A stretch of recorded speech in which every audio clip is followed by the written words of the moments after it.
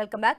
ఉత్తర తెలంగాణ కరీంనగర్, ఆదిలాబాద్, నిజామాబాద్, మెదక్ పట్టభద్రుల ఎమ్మెల్సీ ఎన్నిక రసవత్తరంగా మారాయి. రేపు నామినేషన్ల ప్రక్రియ ప్రారంభమవుతూ ఉండగా ఇప్పటికే కాంగ్రెస్, బీజేపీ అభ్యర్థులను ప్రకటించాయి.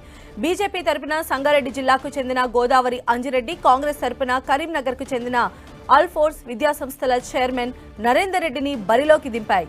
ప్రధాన ప్రతిపక్షమైన బీఆర్ఎస్ పోటీపై సస్పెన్స్ నెలకొంది. అసలు బీఆర్ఎస్ ఎన్నికల్లో పాల్గొంటుందా లేదా అనేది ఆసక్తికరంగా మారింది. బీఆర్ఎస్ పోటీ చేయకుంటే ఇండిపెండెంట్ గా ఆయన బరిలోకి దిగేందుకు ఆ పార్టీ నాయకులు రెడీ అవుతున్నారు. సో పట్టభద్రుల ఎమ్మెల్సీ ఎన్నికకు సంబంధించిన లేటెస్ట్ ఇన్ఫర్మేషన్ మా ప్రతినిధి సతీష్ అందిస్తారు. సతీష్.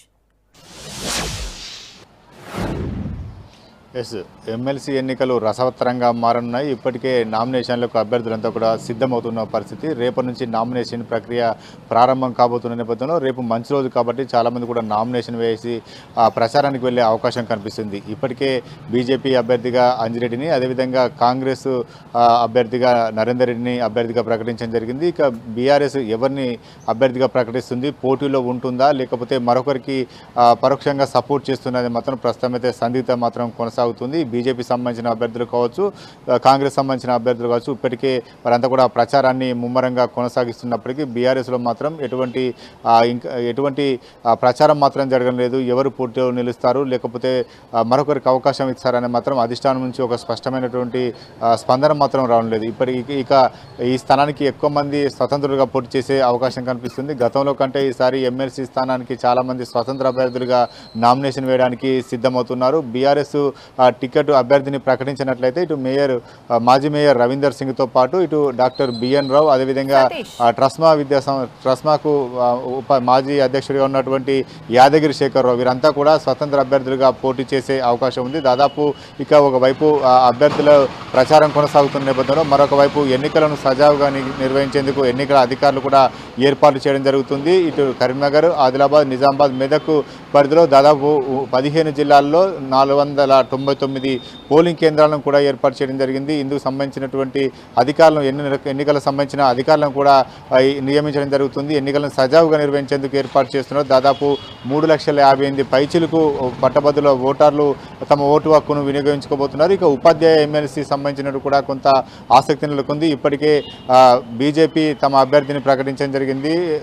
మల్కా కుమరయ్యను తమ అభ్యర్థిగా ప్రకటించడం జరిగింది. ఇక కాంగ్రెస్ ఎవరిని బరిలోకి నిలుపుతుందో మాత్రం ఇప్పటికీ కొంత సస్పెన్స్ కొనసాగుతుంది. ఇక బీఆర్ఎస్లో కూడా మనం ఇంతకుముందు పట్టభద్ర ఎన్నికలు చెప్పుకున్నట్లుగానే ఇటు ఉపాధ్యాయ సంబంధించినటువంటి అభ్యర్థి ఎవరు ఉంటారనేది మాత్రం ఇంకా కూడా ఒక స్పష్టత మాత్రం లేదని చెప్పుకోవాలి. 3 ప్రధాన పార్టీలకు ఈ ఎన్నిక ప్రతిష్టాత్మకంగా మారినప్పటికీ ఇటు బీజేపీ మాత్రం చాలా ప్రతిష్టాత్మక తీసుకోవడం జరిగింది. ఇటు కాంగ్రెస్ అధికారంలో ఉంది.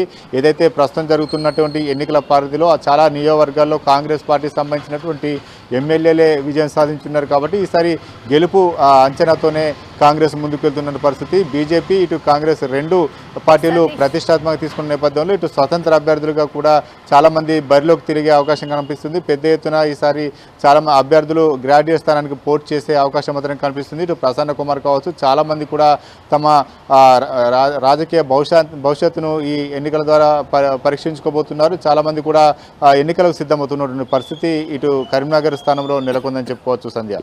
అయితే సతీష్, బీఆర్ఎస్ క్యాండిడేట్ ని నిలపకపోవడాన్ని ఎలా చూడాలంటారు? ఒకవేళ ఇది వ్యూహాత్మక ఎత్తుగడ లేదు అంటే ఈ ఎన్నికల్లో పార్టిసిపేట్ చేసే ఛాన్సెస్ ఎంతవరకు ఉండొచ్చు?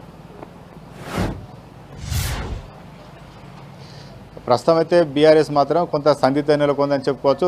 తెలంగాణలో నెలకొన్నటువంటి రాజకీయ పరిణామాల నేపథ్యం కావచ్చు, ప్రస్తుతం అభ్యర్థి నిలబెడితే బలమైన అభ్యర్థి ప్రస్తుతం ఉన్న పరిస్థితుల్లో తమ పార్టీకి సంబంధించినటువంటి ఎమ్మెల్యేలు కావచ్చు చాలా కొంత రాజకీయంగా చాలా స్థానాల్లో ఓటమి నెలకొంది. పార్టీ కూడా కొంత వీక్ అవుతున్న నేపథ్యంలో ప్రస్తుతం పోటీ చేసి ఓడిపోతే మాత్రం కొంత ఇంకా కూడా పార్టీ బలహీనపడే అవకాశం ఉంటుందని చెప్పి ఒక ఆలోచన కావచ్చు. ఈ నేపథ్యంలో ఒక అభ్యర్థిని మాత్రం ప్రకటించలేకపోతున్నారు. గతంలో అయితే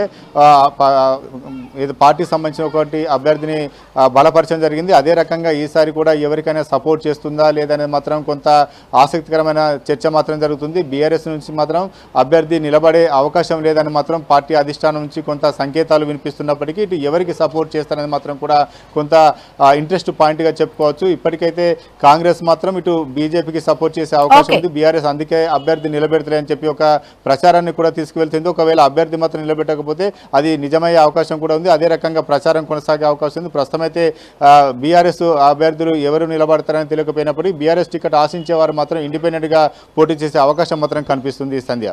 రైట్ సతీష్.